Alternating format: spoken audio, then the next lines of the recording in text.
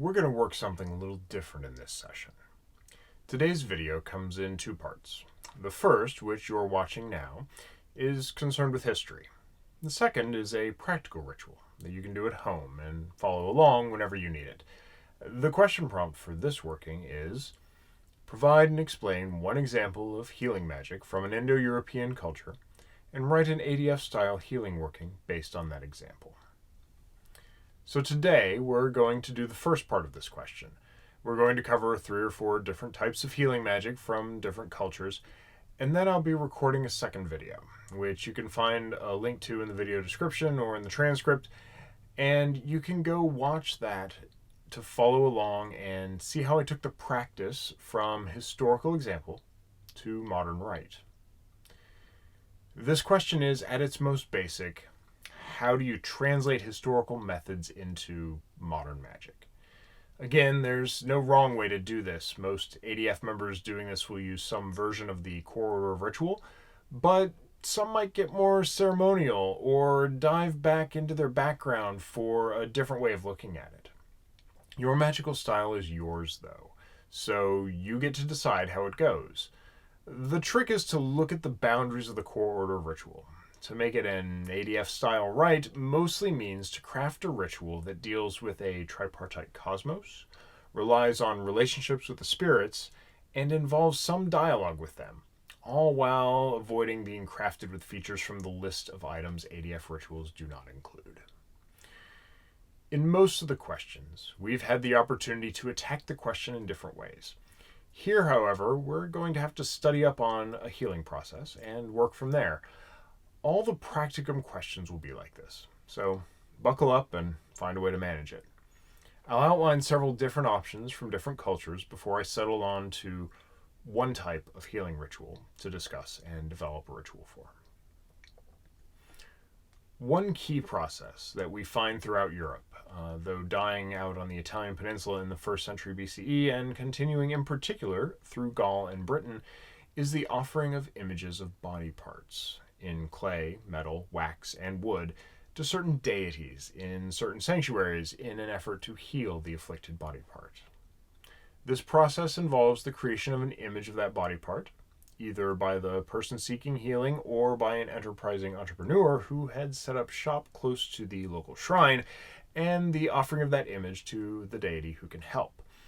Often these are ailments impacting feet and hands, and they worked by dedicating the afflicted body part to the service of the godin and requesting healing. To work from this, you might find a sacred spring and craft an image of a body part from a non-toxic, degradable material. Once you've created the body part model, create a prayer of dedication and ask that it be healed. One of the key ways that we see healing magic enter the known corpus of magic is in the herbal cures and knowledge. Surely the spreading of Aramid's cloak upon the ground to gather up all the healing herbs in Irish myth, or the return of Odysseus's men to human form from their swine form is worth a review. For a great example of turning Vedic verse from the Atharva Veda into a modern herbal spell, I recommend reviewing Reverend Jana Vende's work entitled A Teething Charm, Dr. Talley's Soothing Tooth Tiger Liniment. They took a short passage from Hymn 140 and crafted a soothing balm for a teething child. It's a fabulous application of healing work from an ancient source of herbal knowledge, translated into a modern recipe that can do a lot of good.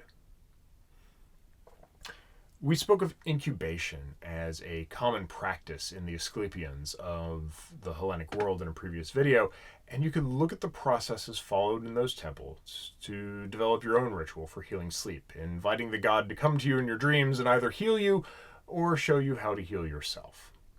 To work through this, you might seek out either ancient Greek herbs that were known to produce visions or were local to the areas around the Asclepians, or you could look at modern herbs that might do the same.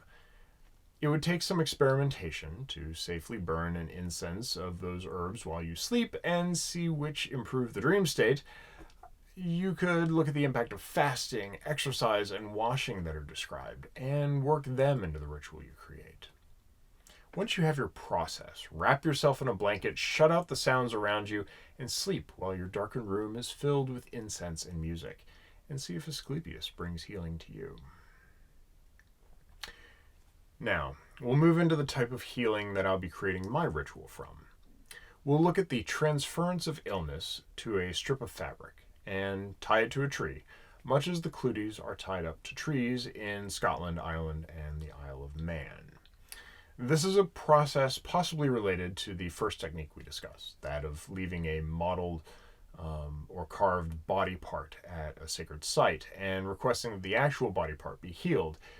In this case, dating back to pre-Christian practices, folks would dip a strip of cloth into a holy well, speak a prayer of supplication, and tie the cloth onto a tree, usually a hawthorn. For those seeking healing, there may also be a step of washing the afflicted area with the cloth during a prayer and allowing the sickness to be taken off by the cloth and then left behind on the tree. The disintegration of the rag in the elements then also disintegrates the sickness. In order to create the ritual, I have to decide what the purpose is. In this case, it's not hard. The assignment is to take a healing practice and create a healing rite from that ancient practice, so that bit is done. Next, I want to think about my audience. How will people connect with this ritual? Well, we're in the middle of a pandemic as I record this, so let's assume that people will do the work at their home altars. What this means is that I have no way of knowing what sorts of physical space they have or where they're located. It makes it difficult for me to suggest that folks following along at home go find a sacred well or a particular type of tree. So, thinking about what people have access to, I'll have to create a short list of items needed and craft a ritual that meets my ritual participants where they are. Then, I'll need to provide instruction and a petitioning prayer and guide them through it in the video that I'll be creating. I want the prayer to be simple and straightforward, something that a person can remember. To that end, I'm looking for something about 4 lines long with some gentle rhythm and maybe some rhyme for good measure. Something like this. These waters, sacred by my word, shine with the light of healing.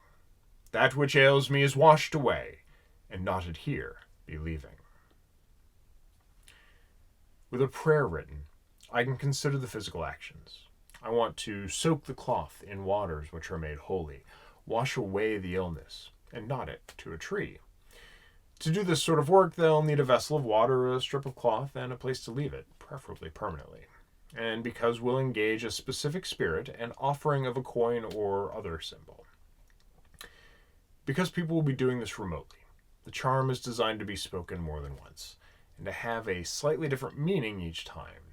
If you can't tie it to a tree right now, or onto something outdoors and permanent, you can say this short prayer again when you get to a place where you can. Now I want to wrap this up into a working that is unmistakable as an ADF style working.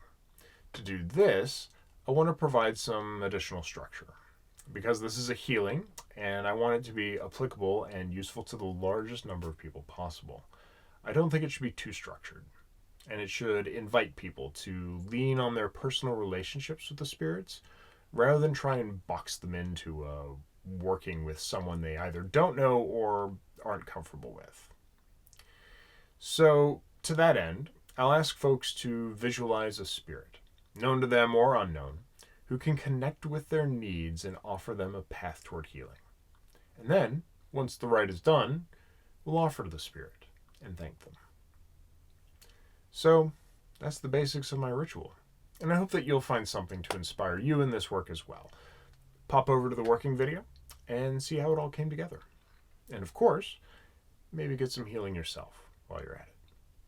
Thanks.